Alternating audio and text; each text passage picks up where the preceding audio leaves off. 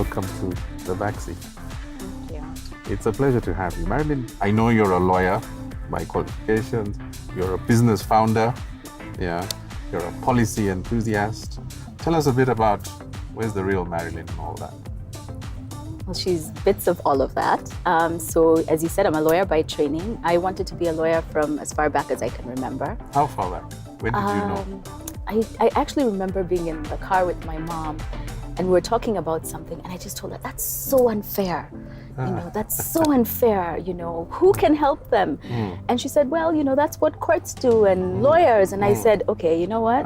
That's what I need to do. I thought I'd do human rights work, but I ended up doing corporate law, which I did until 2006 when I moved back to Kenya and started my company, Manage Africa. And especially being the owner of a small business in Kenya is really what got me interested in policy.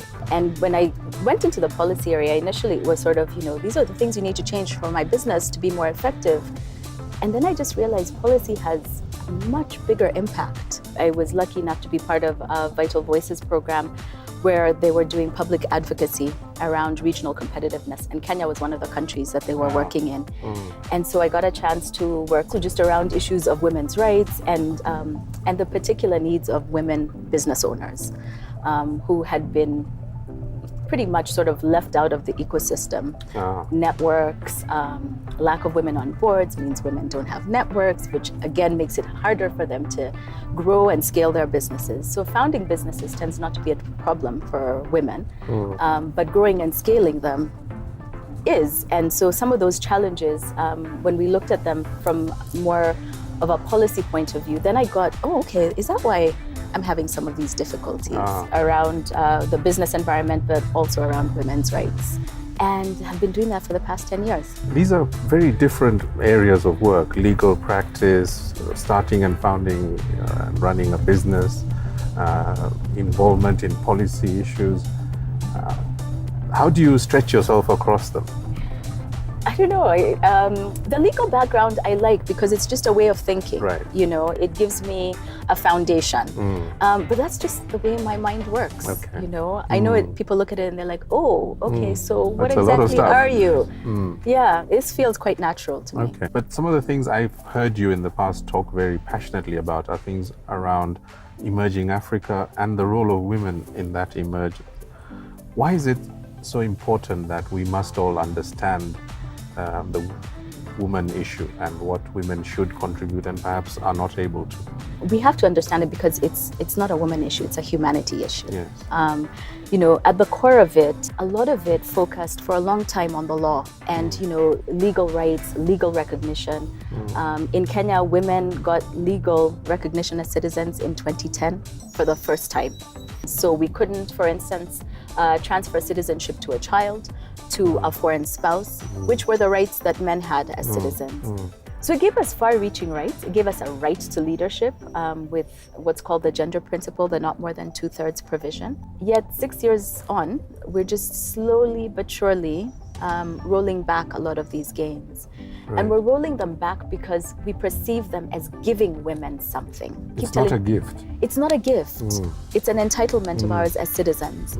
This transition where that old colonial way of thinking of we give you things, and we are the benefactors, we know better, patronage, is starting to reach its limits. It's almost deliberate sabotage. If you want to remain underdeveloped, continue to oppress women, to violate their legal rights. Stay backward. It's the calculation. So it's a key ingredient of the takeoff. That Absolutely. The women are on board and are allowed to make a full contribution like men are. It's not just allowed to, it's that they're entitled to. Yes. Because men feel entitled to do this. And some women, myself included, do feel entitled, but not enough of us. And that entitlement, I don't mean entitlement in a negative way. I don't mean in the sense that we then can trample on the rights of other people, but the entitlement of humanity, that you deserve as much as I do. We may not all realize the same things because we have different talents, but the opportunities to do that should not be different for me simply because I'm a woman. I can imagine a bunch of men perhaps thinking, but we give them the entitlement. What are they complaining about? Where is it that women actually get blocked or are unable to exercise that entitlement? The bigger problem is that this is really about power. Yeah. And at the end of the day, it is about some people, not all people, and some men choosing to keep spheres of power limited. And they're not also accessible to very many men who may come from poorer backgrounds, for instance. So I think it's important for us to see this as an issue of inclusivity and of equality, not just about women, but about, there are pools of talent in this country, and they don't look like what we think they look like. We're ignoring them. And we're ignoring them. And it could be such an important part of how fast we actually develop. Yes.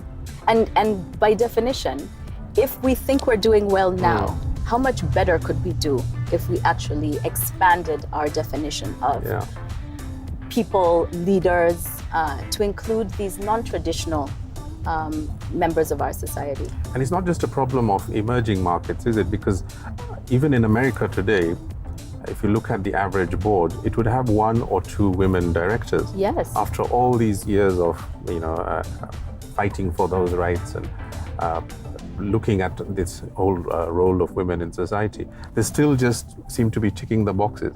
So where does this thing actually get blocked, and where do we have to unblock it? We have to unblock it wherever we are. Everybody has a responsibility to just call it out when they see it. But more importantly, when we look at this as a global issue, I like to compare it to slavery. Today, we're very clear that slavery is wrong. Yes. There was a time when people argued about the right to own slaves, and they did it straight-faced, and they were prominent members of their society. We're just as wrong now. Unfortunately, it's going to take a few generations for us to see just how wrong we are, but I refuse to be part of the can we just move along. And I think there is a generation of women who feel that, who are impatient about the promise of equality, but never the reality of it. What would need to happen at policy level, at government level, to accelerate this sort of absorption of women in the right places? I think if we really want to accelerate and catalyze development, one of the things we need is leaders who are prepared to be unpopular. Because right now, it's not particularly popular to be advocating for equal representation of women in policy spaces, for instance. Why is that when half the population is women? I think it's because men feel that they represent women very well. And that's partly because they refuse to listen to women when women say, no, actually, you don't. But they feel like we've been doing this all along, how bad could we be, right? And it's not necessarily that all women will be great. And I keep telling people that I am absolutely okay with mediocre women. And the reason I'm okay with mediocre women is because mediocre men have way more opportunities than excellent women. Yes. And it's not to make this a race to the bottom, but it's to say that if we're really honest, then we have problems about the quality of our leadership across the board. But on a fundamental level, if more than half of your society is not involved in representation, you're not a democracy, and you're leaving half of them out. And you can tell yourself that you're doing a pretty good job, but at some point it's going to catch up with you. There's no nation in the world where this type of system hasn't caught up, South Africa being one. The law is one thing, but we all need to have an awakening, don't we, men and women, about the real issue here, which is it's an entitlement, it's good for everyone that this happens. This is not a change that will destabilize society. It will help it to flower and to go places. And to grow. Yes. So I kind of feel like we really need to start to go back to basics. And one of the most basic things, especially for people who are out of the political loop, who are not elite, is, listen, can I have basic protection of the law? But I do think that having the law and having a set of rules that really everyone is required to comply with, it really sets us on a more equal playing field. We shouldn't be arguing how, you know what, we really don't need your opinions right now. We're doing brilliantly. There's so much to do. And, as they say, we can bake a bigger cake. And it's important, I mean, even in running a business, I think that's one of the things I realized. If you make demands on the business, Right. it will meet those demands. But if you Right. make no demands on Yes. it, it'll just continue. Accept mediocrity, then It you will get mediocrity. Exactly. If we can do that more, we'll have more and more Kenyans who can do more. Okay, thank you, Marilyn. It's been a pleasure to have you. You must never stay silent on this.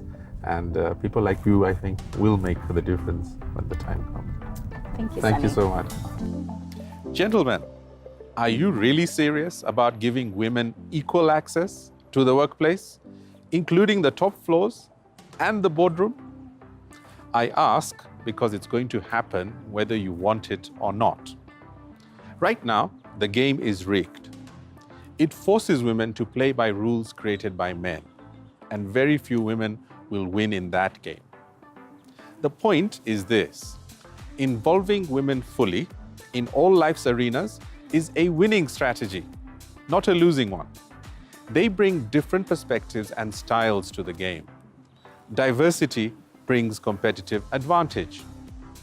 Let women choose, just like men do, and let it be on truly equal terms. The era of medieval patriarchies should be long behind us. Don't believe me? Look around. This world is run by men. It contains unrelenting strife, warfare, carnage, destruction. Great job, guys. See you next time on The Backseat.